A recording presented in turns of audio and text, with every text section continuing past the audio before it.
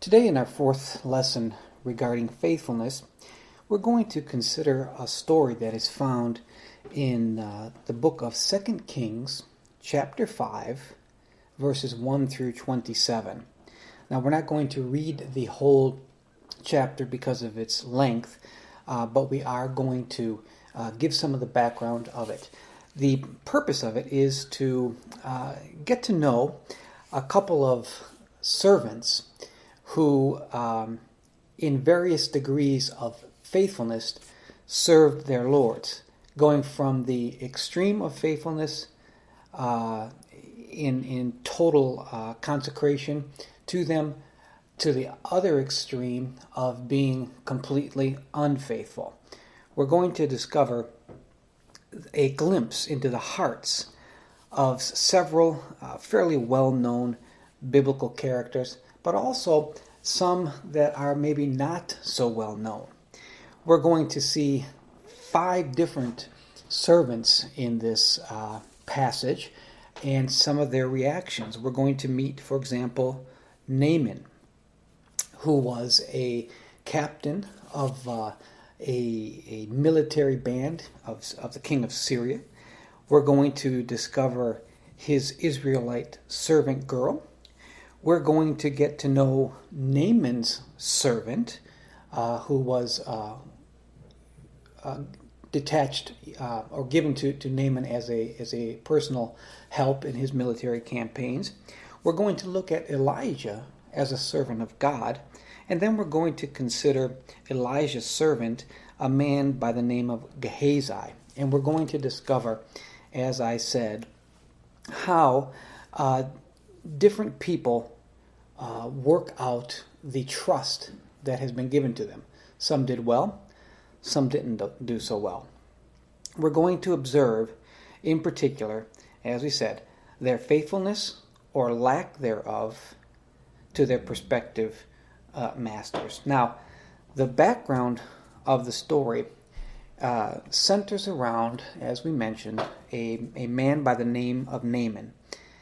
We don't know a great deal about him, but we do know that he was an army commander of the king of Syria, who was, of course, an enemy of Israel, and actually had, as we'll see in the story, had done battle with Israel, and the Lord gave Syria the victory through this Naaman because of the sins of the people of Israel. Now, concerning him, it says that Naaman enjoyed favor with his king because of the fact that he, number one, won many victories for him, but number two, he was also an honorable man, as we can see in verse 1. These things combined together to give him favor in the sight of the king of Assyria. He was a great man with his master. He was honorable, and he also fulfilled the responsibility that was given unto him. Now, the background of the story is as follows. He, as we see here, although he had all of these great things going for him, was also a leper. And, of course, because of his leprosy, it made his life difficult. He couldn't obviously have contact with a great deal of people. However, interestingly, there was an Israelite servant girl who was captured in one of the military expeditions and was brought to serve in the house of Naaman. And the girl, our second servant, felt for her master, and it says that she brought information to him that was necessary or that was profitable. And we see that in verses 2 and 3, 2 and 3. And the Syrians had gone out by companies and had brought away captive out of the land of Israel a little maid, and she waited on Naaman's wife. And she said unto her mistress, Would God my Lord were with the prophet that is in Samaria, for he would recover him of his leprosy. So we see here a faithfulness in the fact that even though she was a captive servant in the house of the military leader who toppled Israel, she did not withhold from him the information that was necessary for his healing. She knew that there was a prophet who could bring forth healing for her master, and did not hold bitterness, did not hold anger, but was moved by compassion and faith, and informed her mistress of it, who in turn, of course, informed Naaman. Now we know that Naaman, of course, went to his king, the king of Syria, and asked for permission to go to Israel to seek out this healing. We see that in verses 4 through 8. And of course, the king was compliant and gave Naaman the permission to go, and even sent a letter to the king of Israel, which of course perturbed him greatly, thinking that the king of Syria was simply provoking him by presenting this unrealistic supplication to the king to bring about further discord amongst the nations.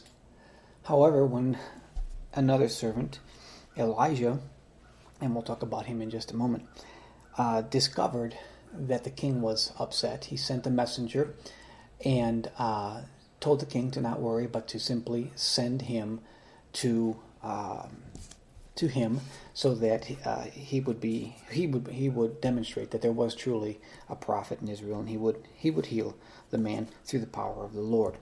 And we discover the encounter between Naaman and Elijah in verses 9 through 12, and we're going to just read these because it's very interesting and it's powerful. It says, "So Naaman came with his horses and with his chariot, and stood at the door of the house of Elijah. And Elijah sent a messenger unto him, saying, Go and wash in Jordan 7 times, and thy flesh shall come again to thee, and thou shalt be clean. But Naaman was wroth, and he went away and said, Behold, I thought he would surely come out to me, and stand and call on the name of the Lord his God, and strike his hand over the place, and recover the leopard. Are not Abana and Pharpar, rivers of Damascus, better than all the waters of Israel? May I not wash in them and be clean? So he turned and he went away in a rage." So here we see an ill-conceived plan on the part of Naaman. He had it all preconceived. He had it all figured out. He had it all worked out in his head that he would go and present himself, and there would be a lot of hoopla and presentation, and the prophet would come out and make a big deal about it. But Elijah, knowing that it's necessary to approach the Lord with humility, simply sent a messenger. Elisha didn't even go himself. Now this man was insulted. First of all, that Elisha didn't come, and second, that he sent a messenger, and third, that he told him to wash in the waters of Israel instead of the better, cleaner rivers that could be found in Damascus. So we see that he was offended and turned away in a rage. Now at that point, he was in danger of not securing his healing through the word that the prophet had given to him. The prophet had given him the word of God. Go and wash, and you will be clean. But because of his pride, he didn't feel that he could do that. And this is where Naaman's servant comes in, the third servant that we're going to look at here, because we truly observe a beautiful example of faithfulness.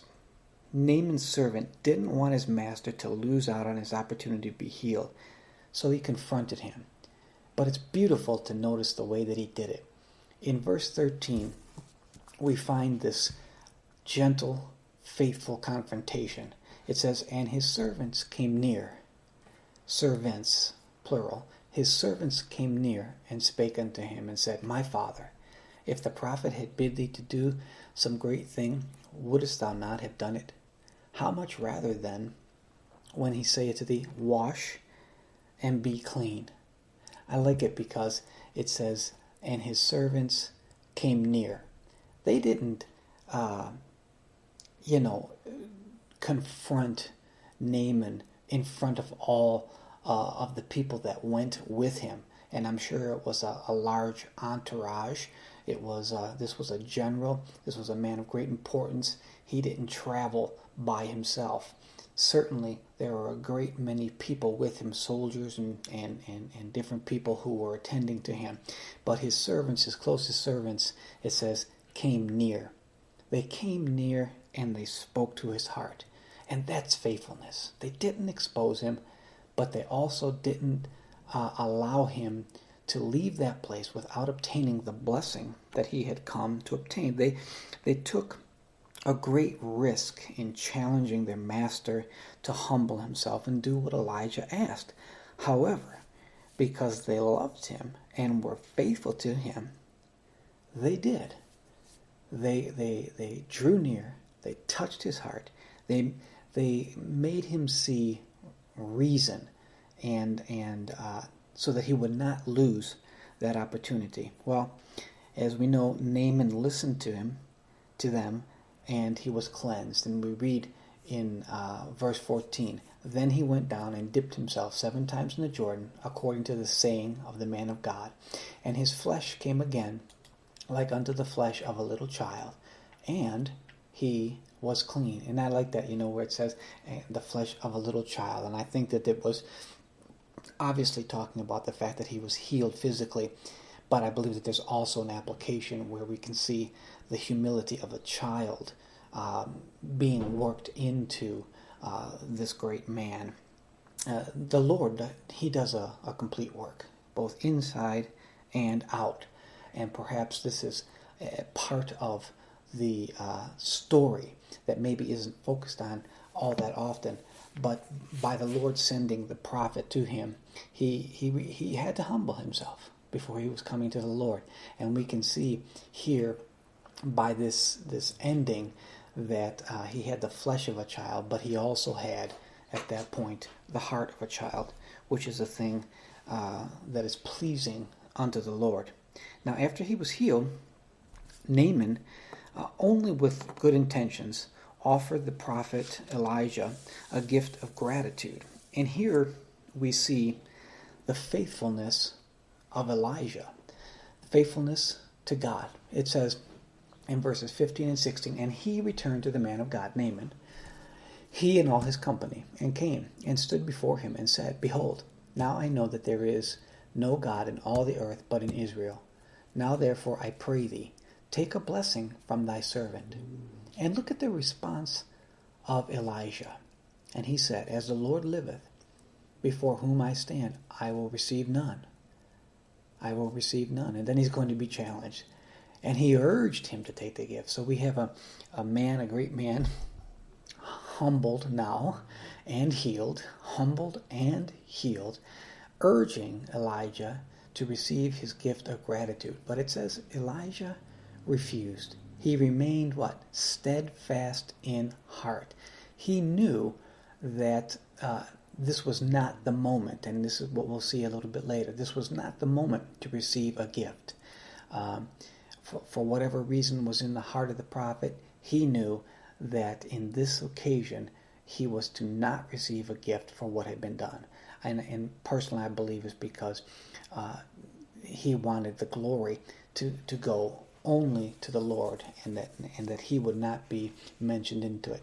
So we see here a man, Elijah, who too remains faithful to his Lord, to his God, and does not accept the gift. Now, we come to the latter part of our story, and the last servant, who is a contrast to all of the other ones that we have discovered to this point.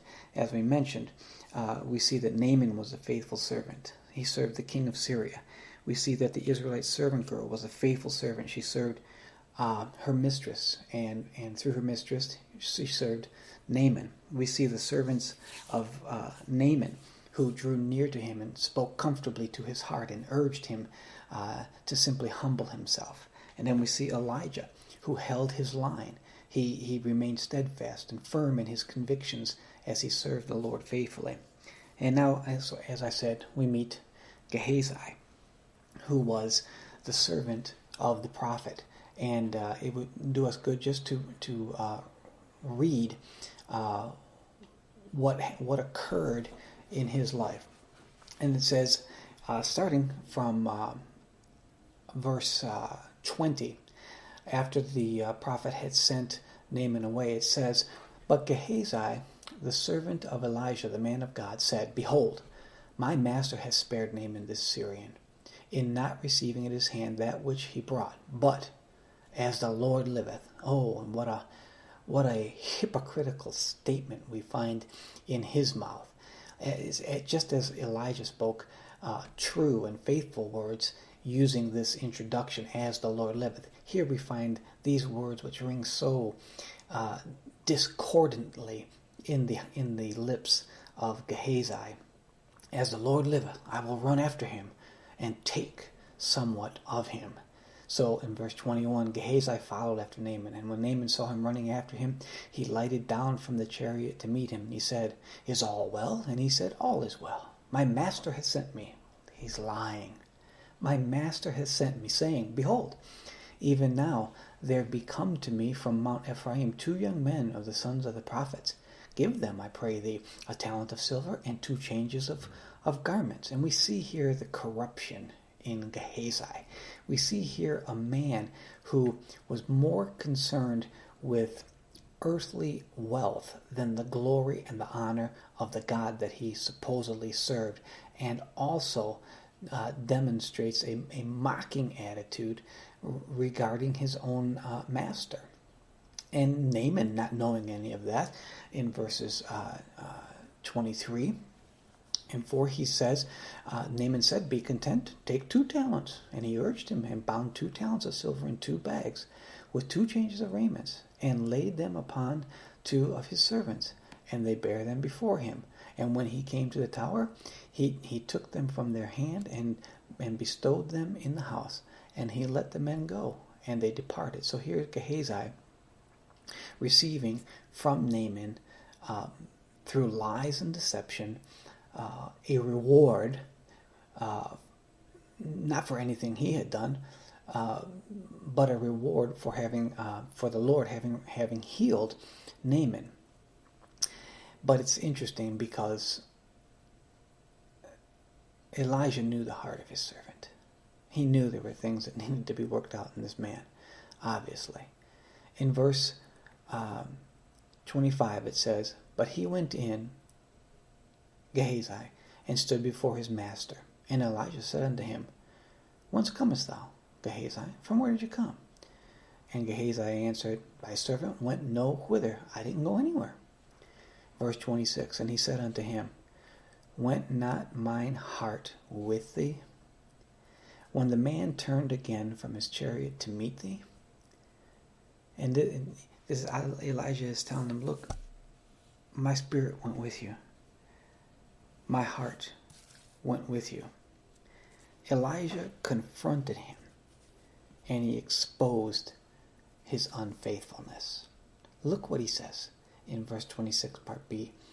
"Is it a time to receive money, and to receive garments, and olive yards, and vineyards, and sheep, and oxen, and men servants, and maid servants? Is that the right time? Don't you understand the times, the seasons, what's right, what's wrong, how to be a faithful man?" And he rebukes him. And because of his unfaithfulness, a curse falls upon him instead of a blessing. And he says to him in verse 27, "The leprosy therefore of Naaman shall cleave unto thee, and unto thy seed forever." And he went out from his presence a leper, as white as snow. Now we see, as I mentioned, 5 different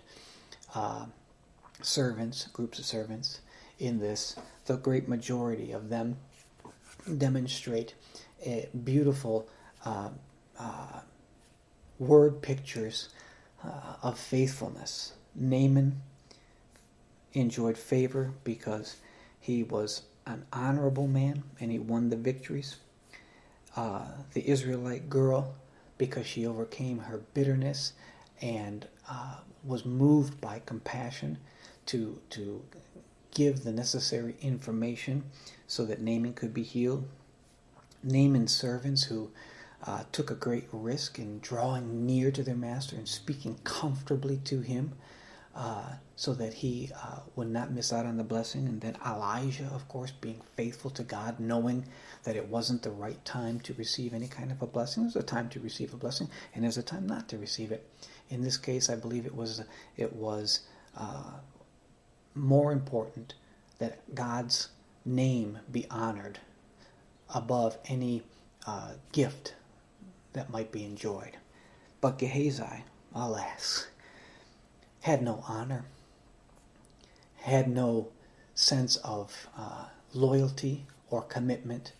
He was driven simply by the desire, covetous desire for wealth, for earthly goods, and demonstrates to us truly the ugliness of unfaithfulness, while the prior examples demonstrates to us the beauty of faithfulness. I urge you, as you learn of Christ, follow him with a humble and faithful heart.